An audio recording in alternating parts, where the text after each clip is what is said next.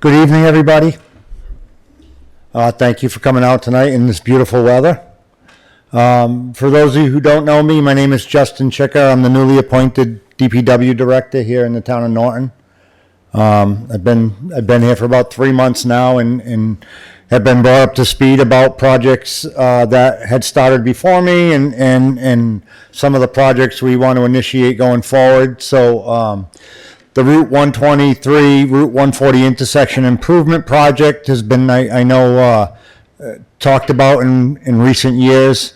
So we're going to talk a little bit about it tonight. We're going to give you some information on some different choices, different alternatives that are present before us, and at the end we're going to have a little question and answer type session. So if you could.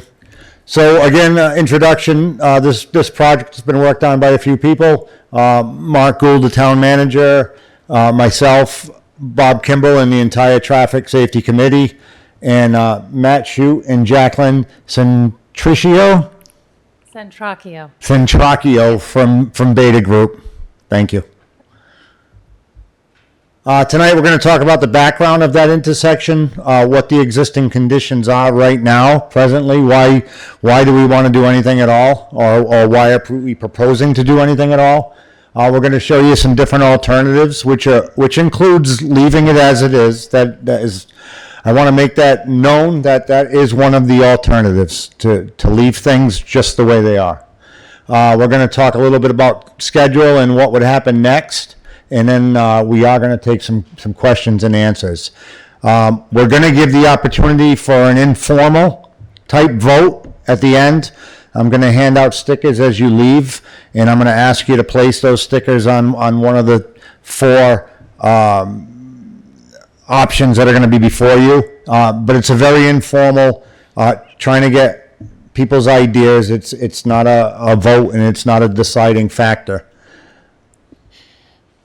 So obviously everybody here is familiar with the intersection, but basically the project location is right in the middle and around the Norton Common. A good portion of it is a state road, and Matt can speak more about that. But there is a section, obviously, that's a town road, and it's utilized by the town. So the town definitely has a say in what happens and where we go from here. This project, I think, started in 2018. The town was asked by MassDOT to do a Route 140 study. We utilized Serped to do that. In 2019, I believe we got a grant to do a center vision plan. And in 2021, again, the town asked Serped to create a master plan for the town. So Serped comes in, looks at the intersections, looks at the roadways, and kind of creates a master plan of what direction the town should go. In 2025, the town requested that Beta look into the improvements from this master plan of 123 Route 140, and from that they created a technical memorandum that I know there's been a few informal or informational meetings about over the last year, and it was brought before the traffic board, I believe, as well, and the select board, to kind of give them an informal, or to give them that technical memorandum of what the alternatives might be for that intersection. With that, I'm going to turn it over to Jacqueline. Thank you. All right, so I'm going to go over some of the existing conditions out in the project area and provide some examples. I'm going to try to use my pointer too. So looking at the ramps, there's many ramps out there that are currently, they do not meet the design standards to this day. And this is an example of one at the intersection of Mansfield Ave and 123.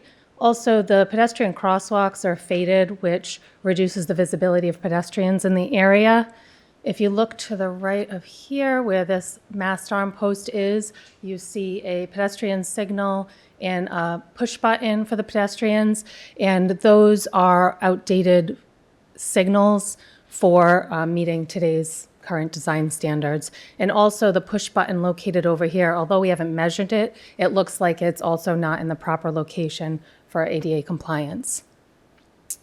On the bottom right, you'll see here, this is the eastbound approach to Mansfield Ave on 123, and there is no marked crosswalk in this area. The only marked crosswalk across 123 is on the east leg of the Taunton Ave and 123 intersection. And there are no bicycle accommodations out there today. Next slide, please. That's me. Thank you. So with vehicles, let me try to get you reoriented because we have this aerial on the right side, and I know I mentioned like approaches northbound, southbound, eastbound, westbound, but this is the project area on the right-hand side. This is Route 123. This is Taunton Ave leg, and this is Mansfield Avenue with the town common and the church right here. So this intersection, so it's two intersections, they're signalized, but they operate under one controller. So with this type of an offset intersection, there are additional turning movements that do cause conflicts and increase the delay for the area.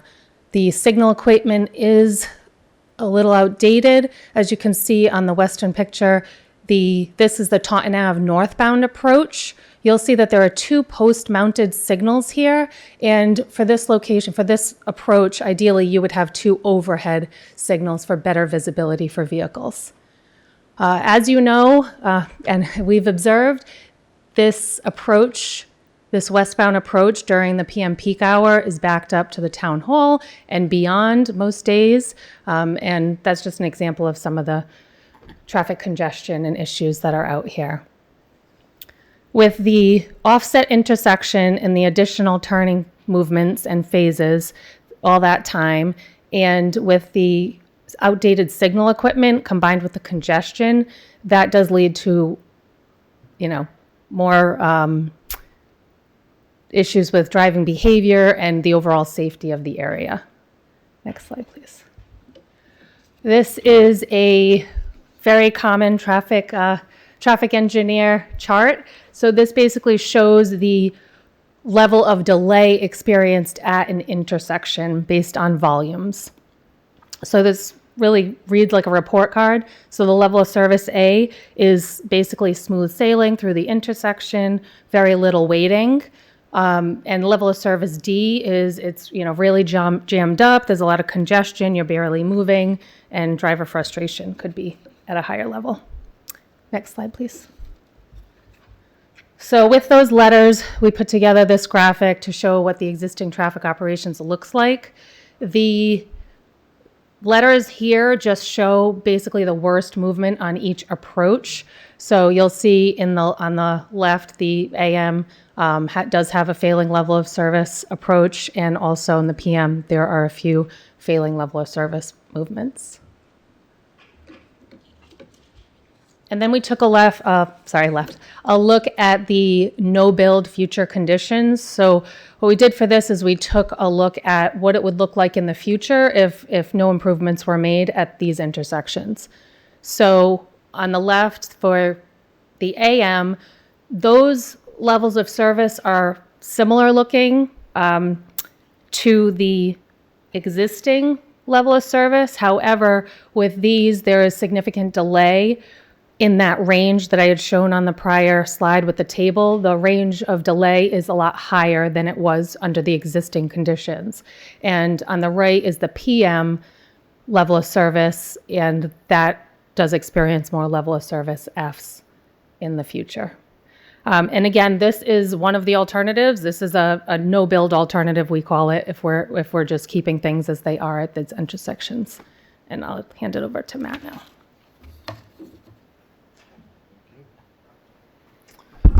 Good evening, everyone. So Jacqueline mentioned that one alternative to do nothing out there, basically. I'm going to go through a few alternatives now that Beta looked at. And again, these alternatives were all generally proposed in those prior studies, the Serpent study, the master plan. And what we did was basically take those. We were utilizing the best aerial photography available to us that's out there without surveying the whole project. And then we're overlaying those concepts on that aerial, and we're applying current engineering standards to refine those earlier concepts. Some of them were, almost hand sketches on over, a rough base plan. So these are engineered to, what would be required, so that we can assess opportunities at the intersection and what the impacts are. So this first alternative is the roundabout type intersection. A lot of folks call these rotaries, and I'm going to just quickly explain the difference. Roundabout intersections are smaller diameter circular intersections, where rotaries are larger diameter.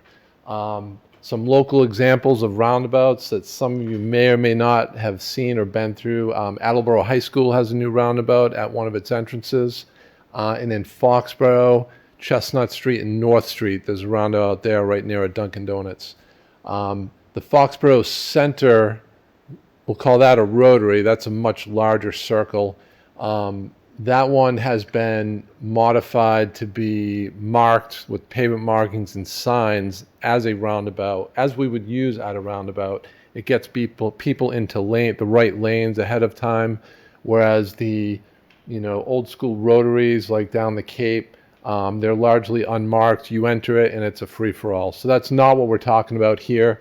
This is a smaller circular diameter. It lowers the speeds. What those two intersections have in common is that traffic moves in one direction counterclockwise. And we try to design the roadways leading into it with curvature to slow vehicles down. And then that in combination with the smaller diameter produces reduced vehicle speeds as compared to a standard signalized intersection. So the other moving on to some other aspects of the roundabout type intersection are as the roadways approach the circle, the vehicles are under yield control, so ideally they're never fully stopping, and you have continuous vehicle flow. So generally they tend to be the best intersection for moving traffic, the least delay. There's reduced conflict points with a roundabout as compared to a signalized intersection. When I say conflict points, I mean chances where two vehicles can impact one another. And generally it's about a 75% reduction in conflict points between the two. They have lower long-term maintenance costs. You don't have the signal equipment to upgrade and maintain throughout the life cycle of the intersection. So I want to talk a bit about how, I've talked about vehicles and how they move through this type of intersection, but as far as bicycles and pedestrians, generally the approach with bikes and pedestrians is to carry them on what's called a shared use path around the perimeter of the intersection, which is essentially a very wide sidewalk that both bikes and pedestrians can use. Some of the other aspects of this are obviously an impact to the town common. The common space under this alternative would be realigned. It could be reconstructed to approximately the same area that you have today. However, the common space is protected open space and would require higher levels of approvals to do something like this to the common. And then the other issue you have, two issues are, access impacts with driveways. You don't want people accessing this circle, within that center circulatory road in here. You want the driveways accessing the approach roadways beyond that. So this would require some reconfiguration of driveways that currently intersect Library Square. And obviously Library Square would be discontinued as part of this, and you would lose that parking. That would have to be relocated somewhere in the vicinity for people to be able to park and access the common. Next. So the next alternative is a realignment of Mansfield Ave, which is Route 140 to the north. What this configuration does is create a single signalized intersection as opposed to the two offset intersections that we have today that Jacqueline described. So this reduces conflict points as compared to what's out there today. It improves traffic operations. People don't have to make two turns to proceed north or south or on 140.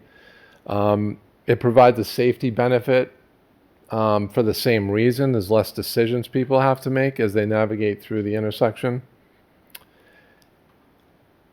This would be all new traffic signal equipment. New sidewalk would be built on both sides of all roadways.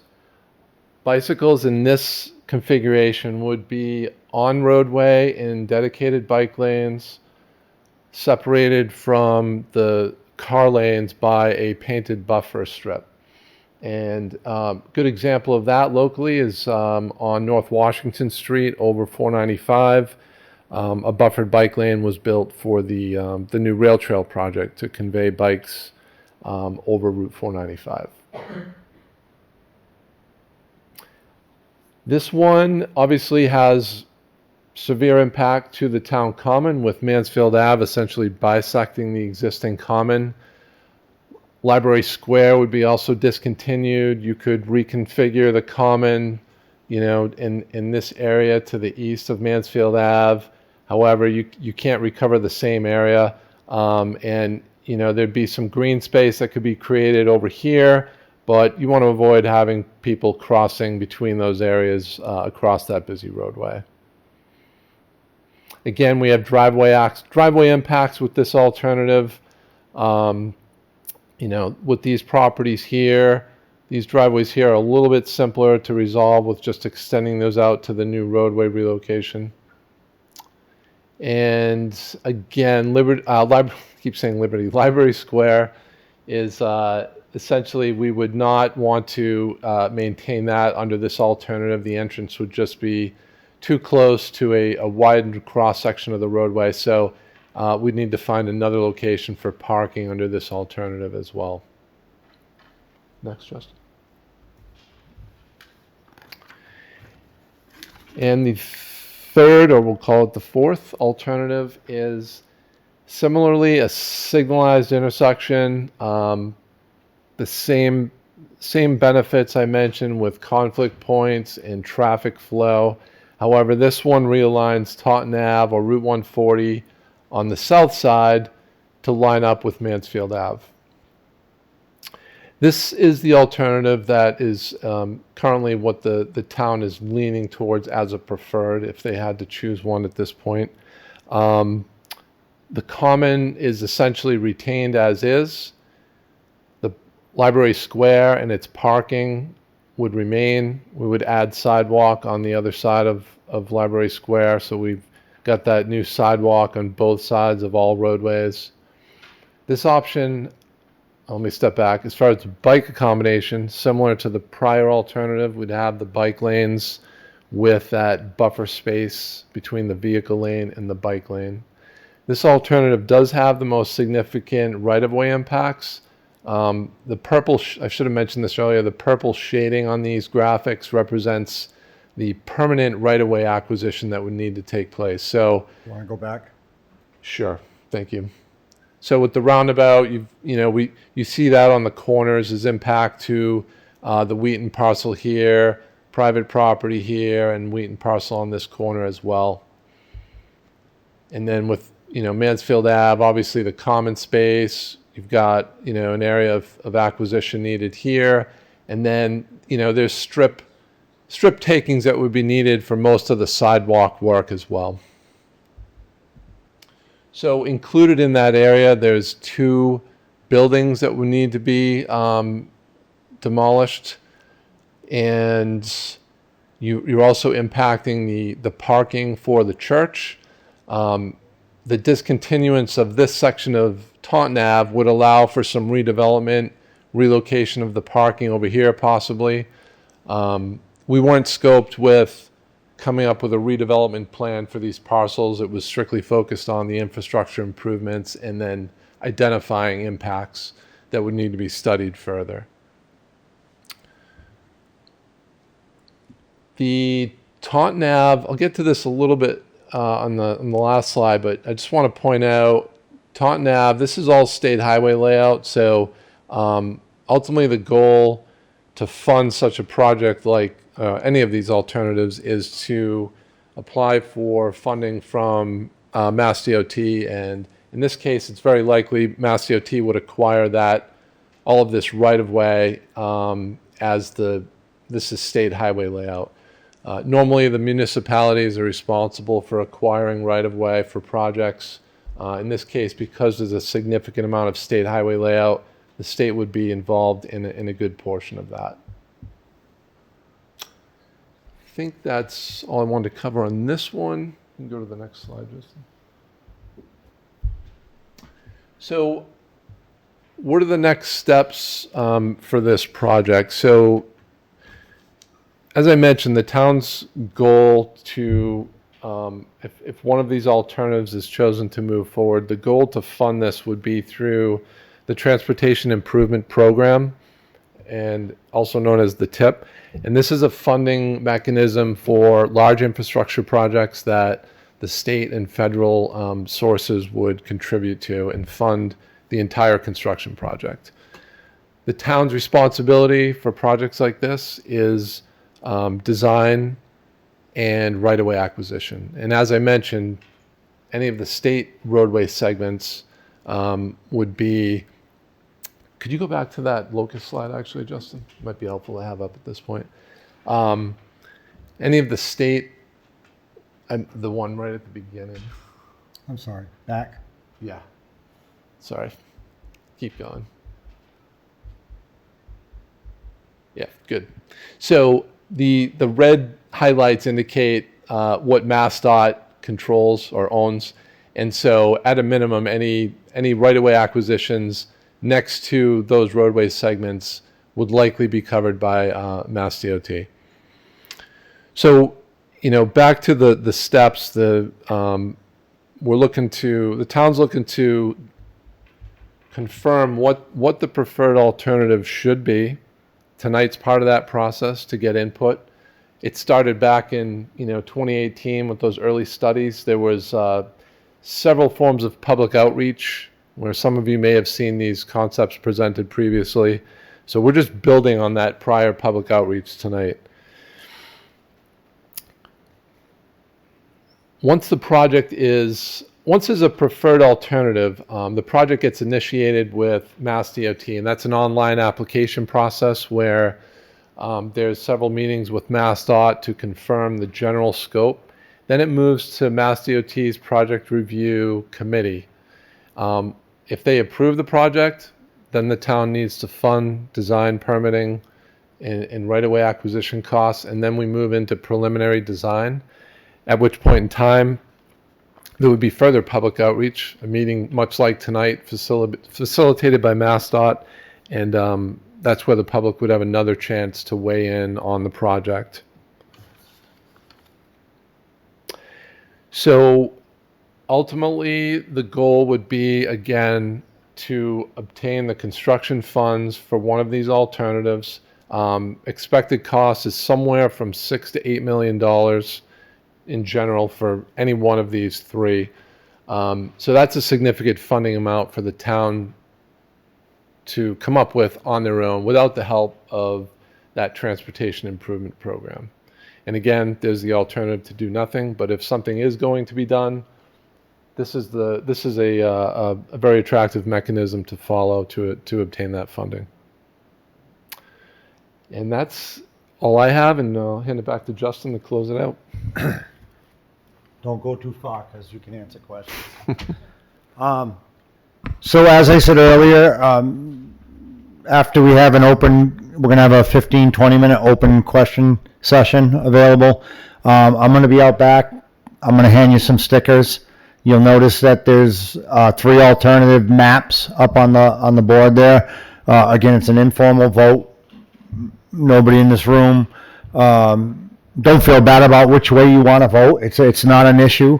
And then if you want us, or you would prefer to see nothing changed, just put your sticker down the bottom in that white area, and that will indicate that, the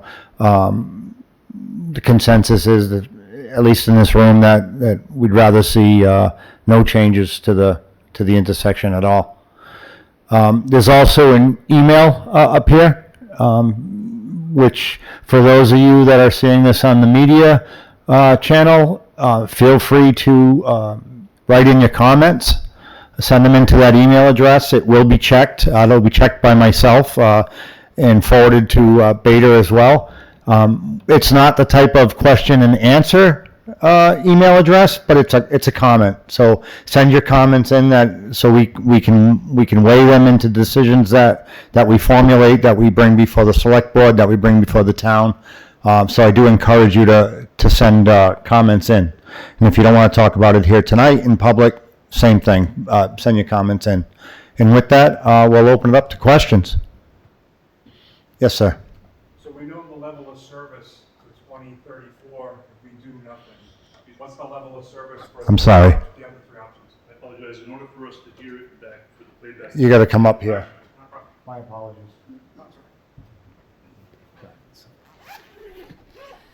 So my question is, the level of service, if we choose nothing, we know is an F, pretty much from what we saw. What is our level of service for the other options? Do we know that yet?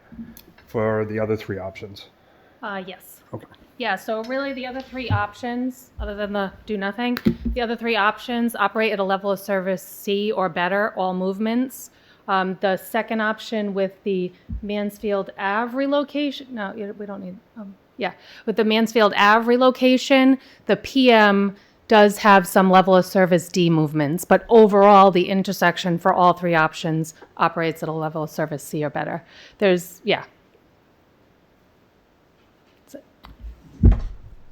Next. Peter, can you come up? Yes, please.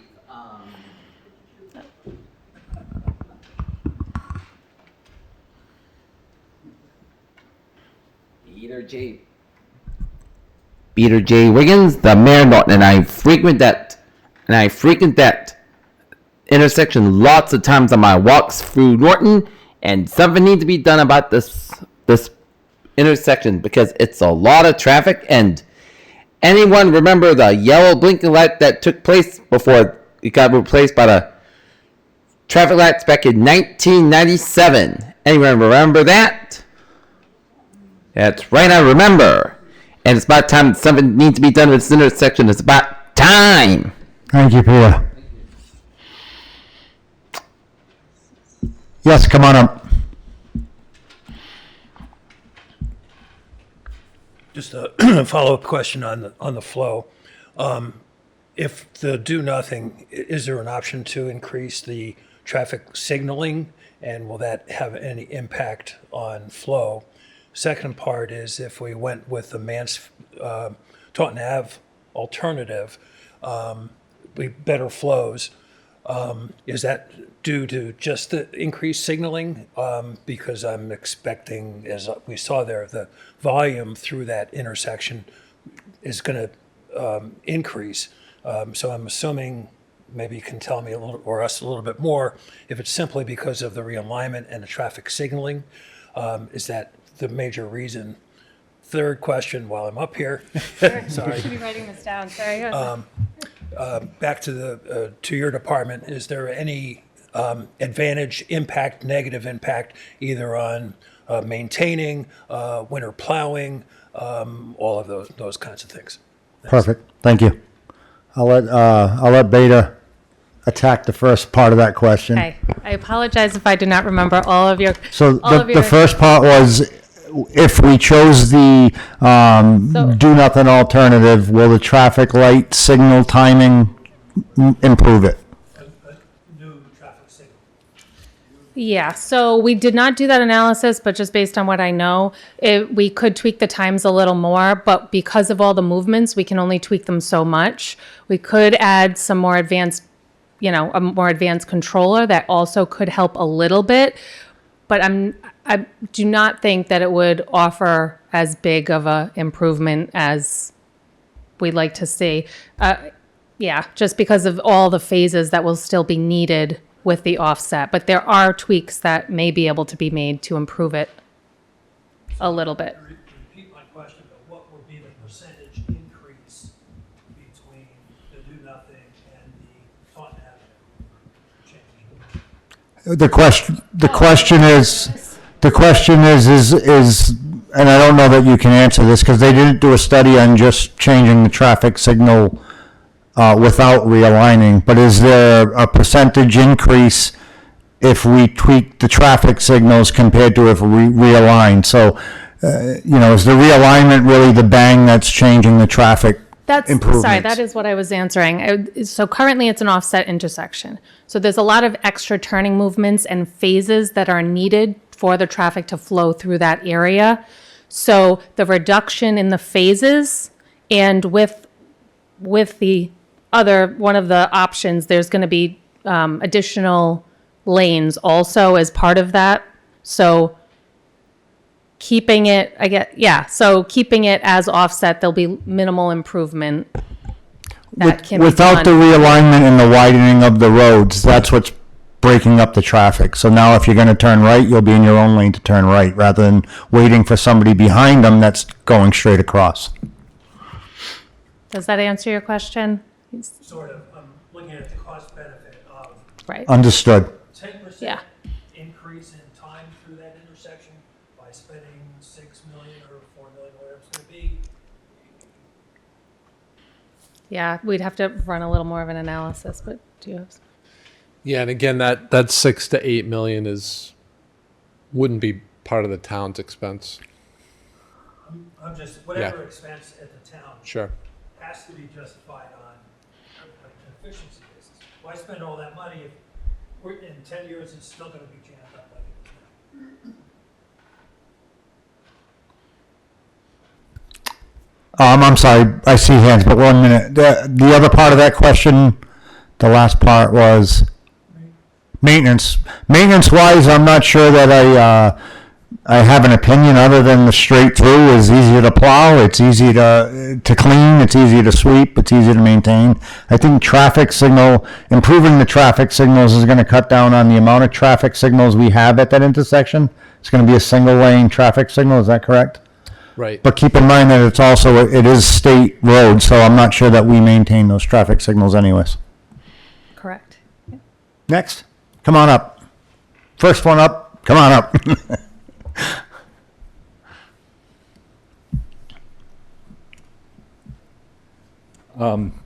Of the four alternatives, personally, the one that's most appealing is the Taunton Avenue realignment. However, that also seems to be the one that's most costly in terms of both taking, and there are structures there.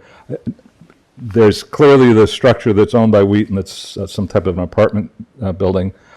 Are there any other buildings that need to be taken?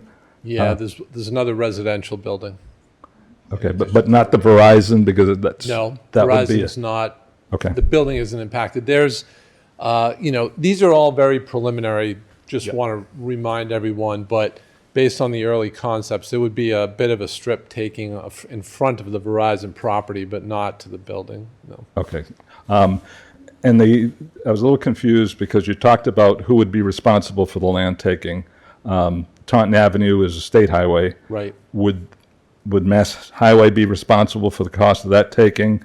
And consequently, they'd be also responsible for the potential abandonment of the old Mansfield Avenue to restore parking for the church? Yeah. So MassDOT hasn't seen, they can't make a definitive determination on those questions without seeing more advanced design plans, but we've had early discussions with them, and it's highly likely that they would cover the right-of-way acquisition or discontinue costs for those state-owned roadways. Thanks.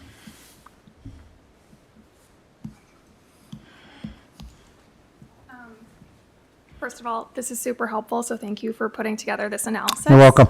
I know the main lens tonight is traffic flow, but I'm curious if you have a recommendation based on pedestrian access. I know the town common is a place where people gather, and we have lots of Wheaton students that walk back and forth. So I'm just curious what your recommendation or assessment would be if we were optimizing for that experience. Again, I'm going to go with the Taunton Ave realignment. If you look at that roundabout, like was mentioned by Matt,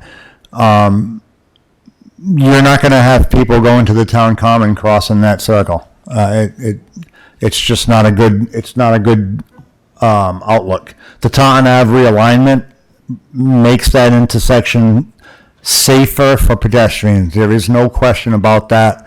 There are not, if you go back to the original one you had you showed where the crosswalks were.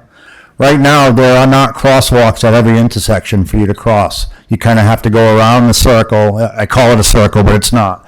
But you have to go around the intersection in order to cross. You can see where it intersects with the church right there. There's no crosswalk. So there is no doubt that the Taunton Ave is the safest for pedestrian traffic and bike lanes. I will add that any of the alternatives will improve overall pedestrian safety because you'll have new signal equipment, new markings, ADA compliance. ADA compliant ramps. So, but as far as accessing the common, yes, I would agree. Yeah. Overall, I mean, I appreciate this. This is nice to get a demonstration. I think the four-way straight, the realignment of Taunton Ave is probably the best bet. It saves the common.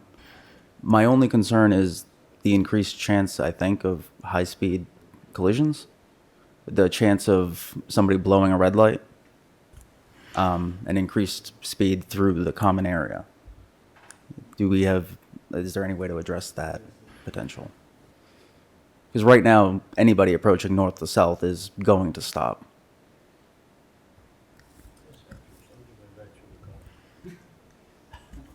So, I can't bend over with that. Sorry, Matt. No problem. So I will say, it's a great concern.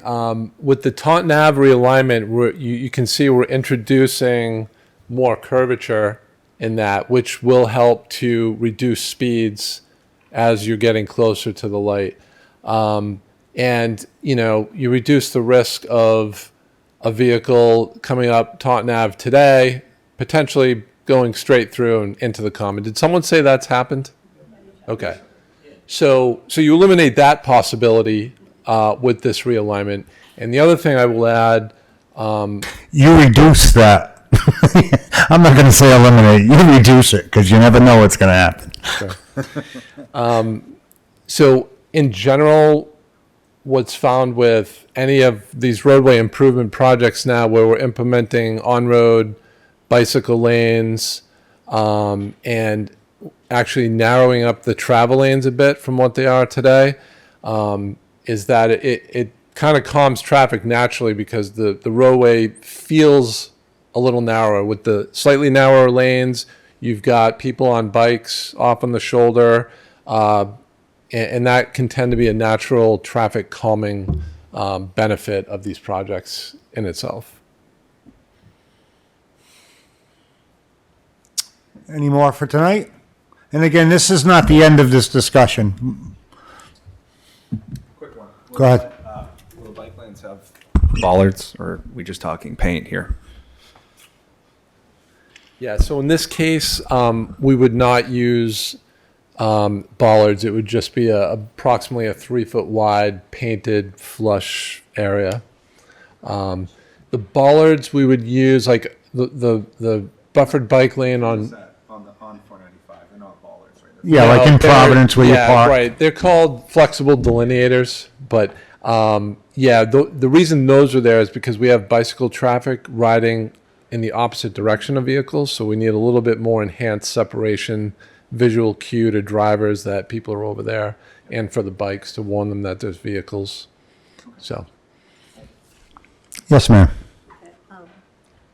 Have you thought about the 18-wheelers? I know the roundabout thing would not work well.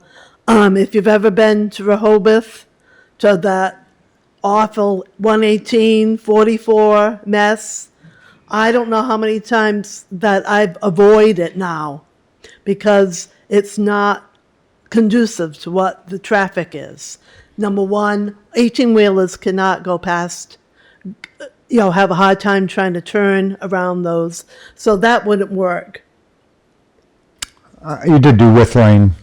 I'll let Matt speak to that. Is that the end of your question? No, I have more. Okay. Yeah. Go ahead. Let me answer that Yeah, one. So when I mentioned that we applied current engineering standards to these, one of the things we did look at was making sure the tractor trailer vehicle can navigate that circle, which they can. What happens is there's not to get too much detail, but this dark shaded area on the ends, what that is called a truck apron. It sits up slightly higher than the roadway, and the back wheels of the truck trailer will go up onto that. But it's designed so that the cab of the truck doesn't need to drive on it, just the back wheels as they turn. So it is laid out to accommodate those trucks. Right. It just seems that, sorry. It just seems that it's, no matter what, people are driving, and it happens in every town. Mansfield is inundated because the train comes, so they have to have a police car stop to let the people go out of the train station, and that's a mess. Attleboro's the same way. You're not going to not have anybody not go there anymore. You're still going to have the abundance of cars. Could we use Howard Street as an access? So instead of going up to, you're getting to 123, you could go on that side street and have people take a right to go up if they didn't want to go on to 140 again, if they just want to make a right-hand turn. And also, if they want to do that, could they also, keep the way that side, where the green is? The Library Yeah, Square. Library Square. If they could just keep that as is, and then other people, if they don't want to go to the center of town, they can also go up Freeman Street if they want to get on 140. Yeah, I think we're getting off topic, though. Did you have a particular question? Yeah, so could Howard Street be used as an alternate to take a right-hand turn? So are you asking people coming from Taunton, if they come Right. up under any of the alternatives, Yeah. if they could be redirected to Howard? Yeah, you wouldn't want, Howard, I believe, is still controlled by Wheaton. But it is our town. Right. But aside from that, you wouldn't want to direct. So 140 is a significant main arterial. thoroughfare. It carries a lot of vehicles, and you wouldn't want to direct that many cars on that type of roadway. It would need to be improved, widened, and that just wouldn't be feasible. Kevin? Thank you. Yep. Thanks, Justin. Can you problem. go back to the existing conditions slide at the Yep. beginning? So I'm interested to learn what can be done currently to improve the concerns with the existing conditions. So for example, the ADA compliant rubber ramps, the additional crosswalks, any additional lighting to support those crosswalks, and potential signaling, safety. What can be done today to improve those aspects?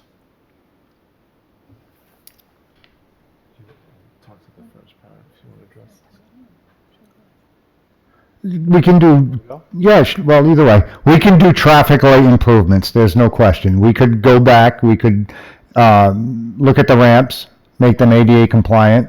You could do traffic light improvements like we talked about, which would improve timing. A small amount, right? It's not gonna make the same impact that these projects would make. I don't think there's room, and I don't know this, but there's not room for bike lanes in the existing conditions. There's not room for expanded turning lanes in the existing conditions. So the improvements that you're asking about is, yes, the traffic lights could be upgraded. They could be on cameras. The timing could be changed, and the ADA compliant ramps, and I don't know why there's not a crosswalk. I would ask, do you know why there's not a crosswalk at that one intersection? I do not without taking a closer look. There's a driveway on the other side, so that might have something. That might have something to do with it. Oh, right, yeah. So there are smaller impacts, but it's also a state road, so we'd have to get them on board with anything that we do. And then you have the cost analysis of it. Who's going to pay for it? Thank you. Just to follow up, so assuming that you could put a plan together, would the state provide any funding for those incremental safety aspects against the existing conditions? Is there any grant money for additional crosswalks and lighting and, ADA compliant aspects? So yeah, there's a few programs out there. The Complete Streets funding program is one of them. Typically not used on state roadways though, so that's something that would have to be discussed with MassDOT. It's also possible that MassDOT would initiate some work. But yeah, generally those funding programs are not used on state roadways, but it is possible. And then last question, sorry. So the Fs and the Ds, and some of them fluctuate depending on whether it's AM or PM. The road, obviously, Route 140, actually 123, I should say, in the afternoon is probably the worst. Is there an ability to adjust the timing of the lights based on time of day on both roads? Because I think there's an opportunity there. If you see 123 backing up to the town hall, 140 coming from Taunton is not nearly as bad, right? So is that something we control? No, but improvements, that would go along with traffic light improvements. You would have to improve the traffic lights to do the kind of timing that, I'm calling it timing, but it's really not the timing that you're talking about, the scenario that you're talking about. So yes, there is potential, but it would be new traffic lights and new software type situation. Thank you.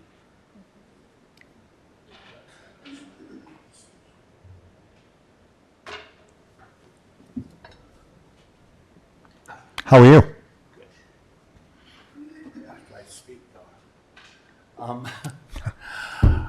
I like the rotary idea, going around the common and Very stuff. good. If we can take off that little arrowhead at the end of the common there, it would be a much longer, much easier flow.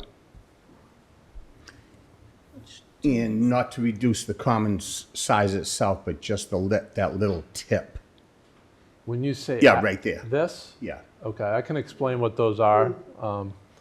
Just grassland. It's just, Yeah. it's grassland and a couple of shrubs and stuff like that. So these are a result of adding curves into the roadway to slow cars down as they approach, and also when they leave the circle, you don't want them leaving too quickly because you've got pedestrian crossings right there, and that's also another function of that island is so people have a refuge. They can stop.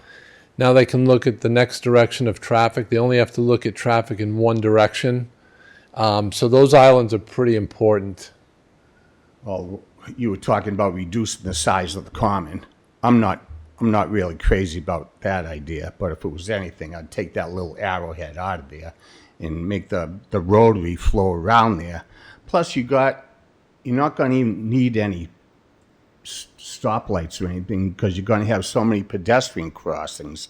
They're going to call the shots on how the traffic's going to go because people are always going to be pushing those things. And then you got the bikes. How about the motorized bikes? They don't follow any laws. They just go wherever they want to go, and you have to be careful about that. Plus, you got people on their cell phones. So, and then you got the tractor trailer trucks trying to make the turns and stuff like that. What if there's a pedestrian that wants to cross and then there's a tractor trailer. I mean, I've seen them across the whole intersection where it blotches up everything. Is kind of hysterical, really, because they're right in the middle. But I think the crosswalks and stuff, they're going to be your signal lights, basically, you know, because once that, and you can't stop on a crosswalk, you know, you have Well, to just because you press that button doesn't mean the traffic stops. That's not the way they work. when somebody wants to cross that thing. Yeah, but not every time. So if you Traffic stops. it's timed. Do you want to explain? It's the a way it law. works? So with the roundabout? Yeah. No, when a Say if traffic there's- stop, Say you if there's a press the button. crosswalk and somebody hits it, it's a state law. You have to stop for that pedestrian to cross. So at the That's it. roundabout, where there's crossings. Wherever you put the crosswalks at, you know, whether He's there's saying when two you press here, the or button. one there, or two there. Or you mean like if we add more crossings Yeah. at like even the Yeah, the signalized people are gonna, concepts? the people are gonna be the stop signs. The light doesn't go red. The red lights So if and the it's- green lights. If it's at a signal and you press it once, it's an exclusive pedestrian phase, so you press it once and it's the only time that it can run during a full signal cycle, which is. Oh, a full all the signal movements. cycle, Yeah, okay. so if it's a signal, so say the cycle length. I got is you. 120 seconds. Right. You can press that button. Yep, okay, and I it'll didn't know stop the that. traffic one time during that time period. And then it could, the next time, if someone else comes, presses it. But sometimes if you have so many pedestrians, they push it and everyone can push it at the corners, but it'll run one time Just one time, and then yep. stop, yeah, and then come back again the next time. But a lot of times pedestrians, end up in like little Yeah. platoons, so they all cross at the same time because they're But- waiting. Like I said, then you got the crazies on the motorized bikes. And the people aren't paying attention on their cell phones. Yep, So understood. there's gonna be some things happening there. There's gonna be some blockage with the traffic and the trucks and people getting knocked over and stuff. There's gonna be an adjustment for Sure. everybody, I'm sure. Thank you. All right. We got one? We got one more? Come on. This will be the last question. Could you put the rotary back up? I'm sorry. I'm obviously not a traffic engineer, but and that's why the upper part of the roundabout only has one lane of traffic. Right there, that's here, just yeah, one lane. yes. So you're going to have Taunton Ave. If someone's going from Taunton Avenue to West Main Street, East Main Street's going to have to go around. You're going to have at least two funnel lanes of traffic going on the backside of that rotary. And I mean, how's that going to handle, So this- particularly when you throw in a tractor trailer and a pedestrian? Is that that's a right turn, right? Right turn only? Yes. Yeah, so there's certain exclusive movements with the roundabout approaches. So there might be two approach lanes, but so coming up Taunton Ave, Right. there's, I believe it's an exclusive right turn onto 123 eastbound. So those vehicles drop. And the people that are going to either Mansfield Ave or west on 123, they're going to loop around. As is the traffic So- on East Main Street heading west. Yes. So you have potential of 3 feeder lanes into one. 2 feeders into Well, The one. well, back yeah, only but- has one. Right, so it's yield control, so those people wait for those vehicles Well, I know they have to circulating. wait, but here again, the concern I have with this is that you have 3 feeder lanes hitting that only one lane. You've got eastbound traffic on 123 that may be going to Mansfield. You have northbound traffic on Taunton Avenue that may be going to Mansfield. And you have westbound traffic on East Main Street, all hitting that one lane. They're all going to end up in one lane. You are correct. You throw a But tractor trailer in there that's already going to have difficulty using the Right. back end. I don't see how that's workable, but I'm not an engineer. understood. Okay, noted. Thank you. All right. Want to go to the question, the email address? Yeah. So again, this is just an informal meeting, just to get some information out and get some input. And I appreciate everybody coming out tonight and hearing us out and giving us your input. On your way out, I'm going to hand you a sticker, and I encourage you to put it in the location that you would prefer to see. And, you know, all this information is going to be taken into consideration as we move forward. Thank you very much.